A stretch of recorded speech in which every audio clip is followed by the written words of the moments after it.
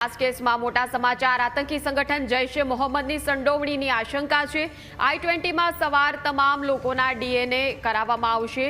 ફરીદાબાદથી બદરપુરના રસ્તે દિલ્હી પહોંચીને કાર દિલ્હી પોલીસે ફિદાઈન હુમલાની આશંકા છે।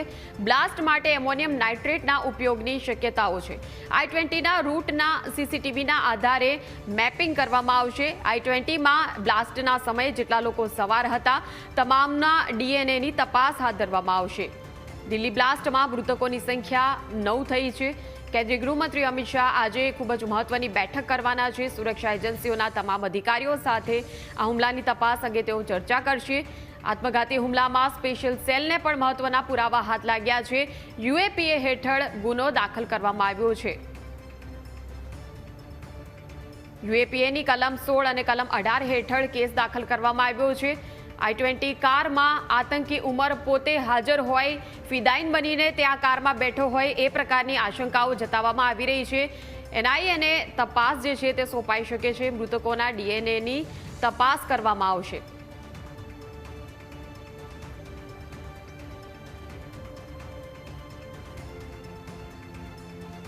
તો જે રીતે સમગ્ર હુમલાની આ ઘટના સામે આવી છે, બ્લાસ્ટ માટે આખરે એવા કયા પદાર્થોનો ઉપયોગ કરવામાં આવ્યો હતો તે સૌથી મોટો સવાલ છે। કેમ કે બ્લાસ્ટ જે રીતે થયો ખૂબ જ પ્રચંડ વિસ્ફોટ હતો, પરંતુ જે મૃતકો જે ઈજાગ્રસ્તો છે, કોઈ ધાતુ કે મેટલનું તેમને કોઈ નુકસાન થયું હોય, તેમને કોઈ ખીલી વાગી હોય કે કોઈ પદાર્થો એવા ધારદાર વાગ્યા હોય એ પ્રકારની તો હજુ વિગતો મળી નથી। એટલે આ કયું પદાર્થ વાપરવામાં આવ્યું હતું ધડાકો કરવા માટે, બ્લાસ્ટ કરવા માટે, તે એક સવાલ છે।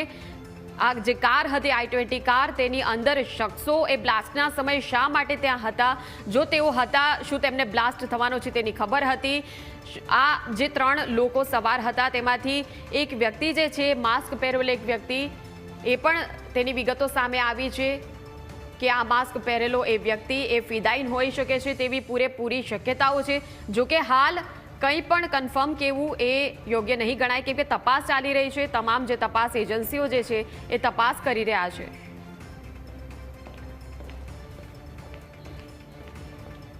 તો રૂટની પણ તપાસ ચાલી રહી છે। ફરીદાબાદથી બદરપુરના રસ્તે આ કાર દિલ્હી પહોંચી હતી।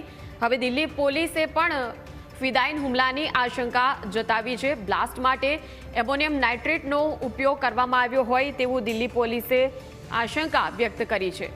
I-20નો આ રૂટ શું હતો? આખરે આ ક્યાંથી I-20 આવી હતી? કેવી રીતે તે આ સુનેરી મસ્જિદ પાસે પહોંચી હતી?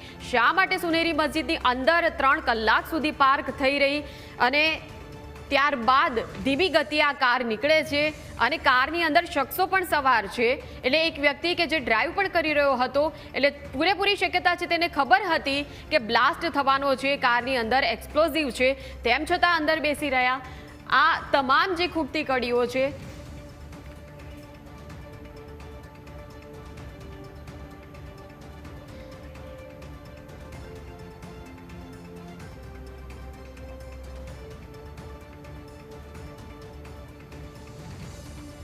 તો દિલ્હી બ્લાસ્ટ કેસમાં મોટા સમાચાર મળી રહ્યા છે। આ સમાચારની વિગતો પર નજર કરીએ। મોટા સમાચાર આપણી સામે છે। અત્યારે દિલ્હી બ્લાસ્ટ કેસમાં 13 લોકોની પોલીસે અટકાયત કરી છે। અત્યાર સુધીના સૌથી મોટા સમાચાર છે।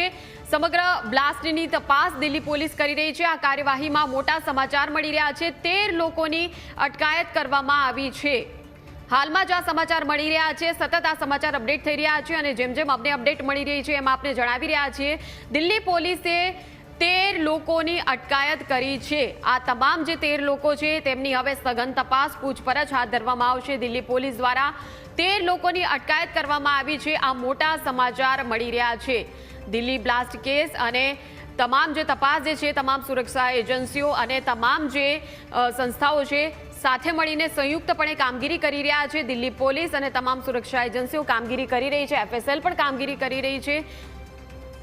13 લોકોની અટકાયતના મોટા સમાચાર।